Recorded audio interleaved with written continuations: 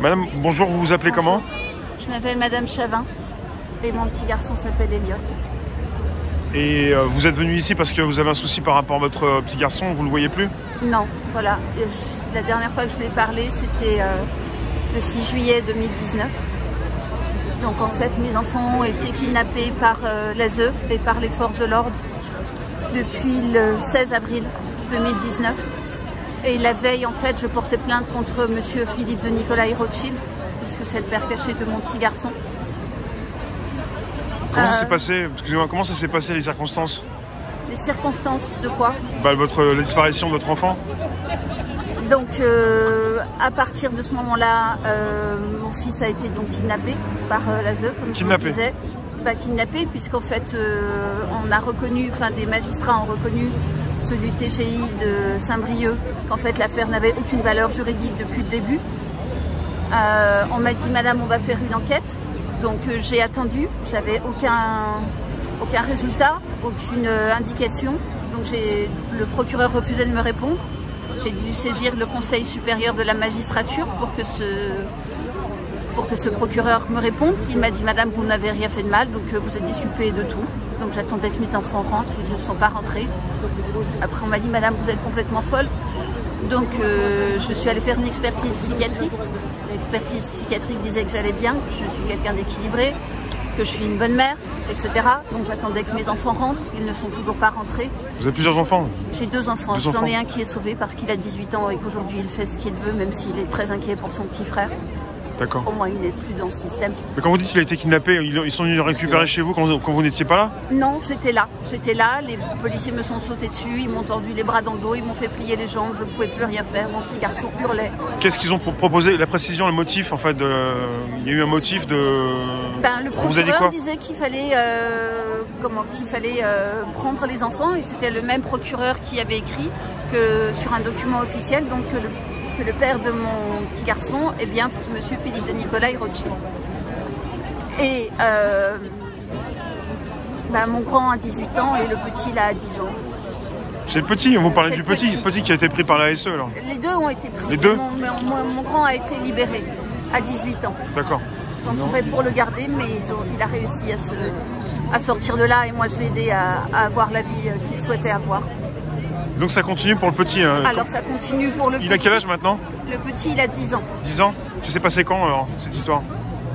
La première fois, c'est quand je vous le disais. Après, oui. Ils ont été placés dans une famille maltraitante. Vous m'avez pas dit à quelle époque c'était, quelle année? 2019. 2019? Ça fait un an? 2019, ça fait un an et demi. Ah oui, pardon, excusez-moi, vous m'avez dit oui. Depuis 2010, ça fait un an et demi, pour repréciser. Et donc mes enfants ont été placés tous les deux dans une famille maltraitante. Mon petit garçon se plaignait, j'ai essayé qu'il y ait des enquêtes, il n'y a rien eu, ils n'ont rien voulu faire, j'ai saisi l'ARS, ils n'ont rien voulu faire non plus. Mes enfants ont été enfermés à 2 h du matin dehors, donc mon grand-fils a appelé plusieurs fois la famille d'accueil pour rentrer, ils ont refusé de l'ouvrir alors que c'était eux qui les avaient mis dehors 10 minutes plus tôt. La gendarmerie constatera aussi que c'est effectivement une famille maltraitante un petit peu plus tard. Et donc moi je suis allée les chercher. Et donc c'est moi qu'on a enfermé en prison pendant 4 mois. Pendant ces 4 mois, j'aurais dû être là pour être à la disposition de la justice. Pas une fois, j'ai été interrogée. La juge de l'instruction a été déchargée de toutes ses fonctions. Elle s'appelle Madame Galix. Elle n'a pas été renommée. La juge des enfants a aussi été déchargée de toutes ses fonctions. Elle s'appelle Madame Adeline Boudry. Elle était au TGI de Perpignan. Et pendant que j'étais en prison, donc j'ai fait une DML, donc une demande de mise en liberté. Et la présidente de la cour d'appel de Montpellier, Madame Ayron, m'a dit « Madame, vous parlez trop sur les réseaux sociaux, la seule façon de vous faire taire, c'est de vous mettre en prison. » Ah, c'est pour ça le motif de la prison, c'est ça? Parce que vous parliez trop? Au départ, ils m'ont dit « Vous avez soustrait vos enfants ». Et puis après, ils m'ont dit qu'en fait, j'étais là parce que je parlais trop. Mais soustrait comment? On est venu chercher vos enfants chez vous? Non, en fait, quand ils ont mis mes enfants dehors, la famille d'accueil a mis mes enfants dehors à 2 h du matin. Ils ne pouvaient plus rentrer, donc mon grand-fils m'a appelé. D'accord, c'est la première famille d'accueil a mis vos enfants dehors et vous êtes venu les chercher. Voilà, c'est ça. Et ils m'ont dit donc vous avez soustrait vos enfants. Ça s'est passé quand ça? En 2019? Le 7 juin 2019. D'accord. Et donc j'ai été entendue par le TGI de Saint-Brieuc. Et le TGI de Saint-Brieuc m'a dit madame, votre affaire n'existe pas. Juridiquement, elle n'existe pas. Ils n'ont pas le droit d'agir, ils n'ont rien le droit de faire. La juge de l'instruction de Perpignan nous oblige de vous amener là-bas. donc on va vous amener là-bas, mais après on vient vous rechercher. Sauf que la juge, elle n'a pas voulu me lâcher. Son truc à elle, c'était de décider que j'étais folle. Sauf que j'avais déjà 4 documents médicaux d'une expertise psychiatrique qui disaient que j'étais pas folle. Et au bout du 2e jour, alors qu'il y avait une requête en nullité, parce qu'il y a 12 nullités sur mon procès, dont des nullités d'ordre public, dont inexistence totale de l'affaire, j'essaye qu'on m'entende et personne ne m'entend. Et donc ce psychiatre vient et il me dit: vous voulez faire l'expertise? Je dis oui, je veux bien faire l'expertise. Maintenant je vais vous expliquer le cadre où on est. Et le psychiatre se lève, il s'en va, il dit non, moi je ne veux pas tremper là-dedans, et il part. Et pendant les 4 mois, alors que j'étais censée être là pour être entendue par la justice, je ne suis pas interrogée une seule fois par la juge de l'instruction. Je reçois un nouvel avocat qui me demande de faire des choses illégales, je dis non. Un quart d'heure plus tard, ils ouvrent ma cellule, ils me disent maintenant vous dégagez, on ne veut plus de vous ici. Ils m'ont jeté hors de la prison. Ils vous ont quand même gardé 4 mois en prison, quoi. Oui, 4 mois, pour Parce rien. que vous vouliez récupérer vos enfants qui avaient été jetés donc d'un foyer d'accueil. Eux me disaient ça, mais le mandat d'arrêt n'a aucune valeur juridique, ça a été prouvé X fois. Et au final, ce qu'ils m'ont dit, c'était que je parlais trop sur les réseaux sociaux et donc ils m'ont fermé pour ça parce qu'ils voulaient que je me taise. Et tout ceci, à la base, ça part d'un différend avec votre mari? Comment ça s'est passé?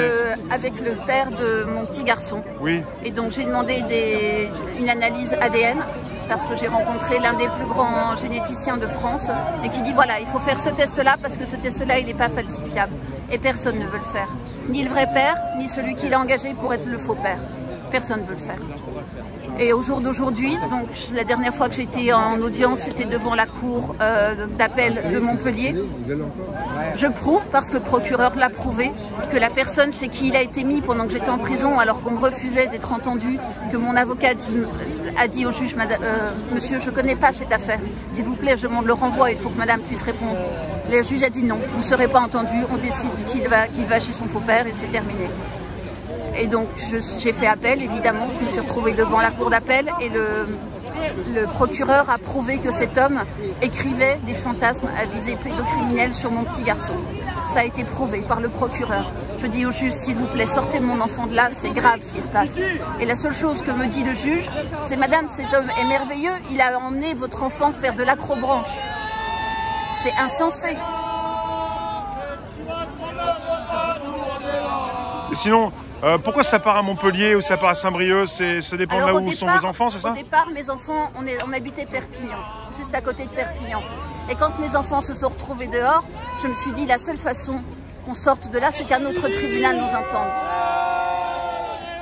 Donc on est parti vers un autre tribunal. J'ai écrit tout de suite au procureur, j'ai écrit tout de suite au président du département, au directeur du département, pardon. Dès le lendemain, je leur ai dit voilà, on est là, on est à votre disposition, écoutez-nous. Et ils ont fait ce qu'ils ont pu, mais Perpignan a été plus fort, ils sont venus nous chercher sans aucun droit. Ils ont enfermé mes enfants et moi, ils m'ont mis en prison. Et là, comment ça se passe? Vos enfants sont dans une seconde famille d'accueil? Enfin, votre petit? Mon petit, il est donc chez ce faux père qui écrit dans ses conclusions des fantasmes pédocriminels qui ont été prouvés. Et aujourd'hui, j'attends la décision. Il y a 12 nullités. Je leur demande de les écouter. Je ne suis pas entendue par personne. Il a été récupéré par un père qui n'est pas son père. Qui n'est pas son père. Il vient d'où ce monsieur? Vous le connaissiez? Vous connaissez monsieur? Je le connais. Il est gay. J'ai appris plus tard qu'il était travesti, etc. Les généticiens me disent écoutez madame, il y a 3 choses qui prouvent que génétiquement de toute façon ça ne peut pas être le père de l'enfant, donc voilà, il faut arrêter tout ça. Donc je dépose des plaintes, je vais au tribunal, j'essaie d'être entendue, je ne suis pas entendue, je ne sais même pas où est mon petit garçon. Il devait se trouver chez cet homme et cet homme dit non, il n'est pas chez moi, mais je ne dirai pas où il est. Il y a des enquêtes, mais moi j'ai déposé une plainte depuis le 26 juin au TGI d'Evry. J'attends qu'on me réponde, on ne me répond rien. Et là j'ai appris à cette audience que la dernière fois que quelqu'un a entendu mon petit garçon, il croyait que j'étais morte. Parce que quand moi je lui écris, on ne lui donne pas mes lettres. Quand lui il m'écrit, on ne me donne pas ses lettres non plus. Vous savez, il se trouve exactement dans le sud de la France? Non, j'en sais rien. J'en sais rien, il devrait être chez cet homme. Mais cet homme dit, il n'est pas chez moi et je ne vous dirai pas où il est. Et il y a une enquête depuis 4 mois. 4 mois. Et donc vous ne savez pas où il est depuis 4 mois. Et cet homme, lui, il est domicilié où? Dans le sud? Non, il est domicilié là, à Sainte-Geneviève-des-Bois. Dans la région parisienne? Oui, oui. Et l'État, les services de l'État, ils le savent? où il est? Mais je ne sais pas. Je ne sais pas, on ne me dit rien. En plus, ils vendent du matériel à la gendarmerie, donc c'est pas simple non plus. Les gendarmes se sont peut-être en confiance, il y en a d'autres qui m'aident. Mais pour l'instant, j'ai aucune réponse. Et le vrai père de l'enfant, il est en bon terme encore avec lui? Non, c'est une horreur. Non, lui, il a monté toute cette affaire complètement tordue pour qu'il ait aucun lien avec cet enfant. Et moi, je m'en fous de cette famille Rothschild, je m'en fous. Tout ce que je veux, c'est qu'on me rende mon petit garçon, c'est tout ce que je demande. On entend mal, c'est Rothschild? Et son père s'appelle Monsieur Philippe de Nicolai Rothschild. Et Rothschild? Non, Rothschild, en fait, il est... pas Rothschild, la banque? Si, c'est ça, et il est co-gérant de la banque. Non, c'est la même famille. C'est la même famille. Et moi, tout ce que je veux, c'est qu'on me rende mon petit garçon et que cette famille nous fiche la paix. T'as des avocats? T'as des avocats? J'ai un avocat, mais qui ne veut pas être mon avocat parce qu'il est étranger et donc il essaye d'arranger des choses. Je ne sais pas ce qu'il va pouvoir faire ou pas. Non, j'ai eu 17 avocats. Tous m'ont dit, avec les preuves que vous avez, il n'y a aucun souci. Et au bout de 3 mois, ils quelqu'un qui veut disparaissent. t'aider, contacter comment? Tu peux donner ton nom? Comment on peut te contacter? Je suis Madame Chavin. Mon mail est Madame Chavin. Il va s'en occuper, voilà. Vous me contactez. Voilà, vous contactez sinon Monsieur Cotel. Vous êtes avec, tu connais le monsieur, c'est ça, elle n'est pas toute seule. Et sinon, mon adresse mail, c'est Madame Chavin, donc en toutes lettres, M-A-D-A-M-E, Chavin, C-H-A-V-I-N, @gmail.com. Merci madame, courage pour la suite. Si vous voyez mon petit garçon, dites-lui que je suis vivante, dites-lui que je l'aime, dites-lui que je suis avec lui et que je ne le lâcherai pas. Et est-ce que la presse t'a accompagné pendant ton combat? C'est ce que je fais, je suis en train de parler aux médias parce que c'est la seule chose qui change. Tout le monde, ils ont toutes les pièces. Depuis le début, ils savent que cette affaire n'a aucune valeur juridique, ils continuent quand même. Et entre le circuit traditionnel, à savoir les médias et les politiques, tu les as interpellés sans bouger le cul ou pas? Mais c'est un Rothschild, donc oui, Macron il vient de chez eux. Mais est-ce que tu as des autres politiques qui sont plus indépendants? C'est pas parce que ça s'appelle J'ai pas de politique plus indépendant, mais je travaille avec des personnes qui sont plus indépendantes. Mais j'ai pas d'association ou de choses comme ça avec moi. Alors je travaillais.